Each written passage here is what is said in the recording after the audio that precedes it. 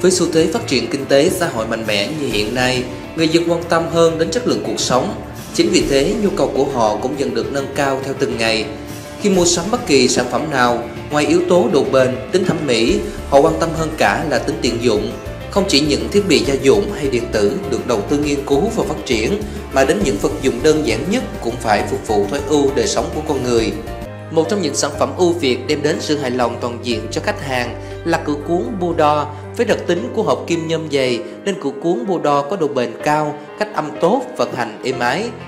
Với hệ thống phun sơn chuyên biệt, cửa cuốn Bluedooor sở hữu vẻ ngoài trang nhã và sang trọng, được bao phủ bởi lớp sơn Akzo Nobel cao cấp.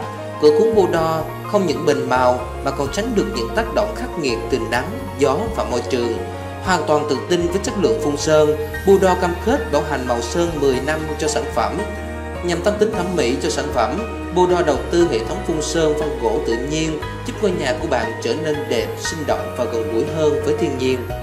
Nhằm đáp ứng nhu cầu phát triển của thị trường, Bluedooor đầu tư mở rộng diện tích xưởng sản xuất lên đến 2.000 m², ứng dụng dây chuyền và công nghệ sản xuất hiện đại được nhập khẩu từ các nước tiên tiến trên thế giới.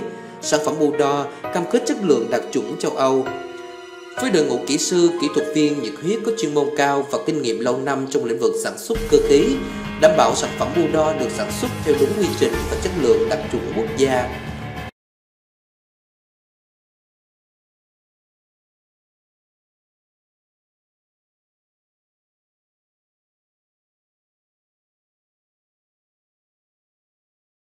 Bluedooor, thương hiệu nổi tiếng.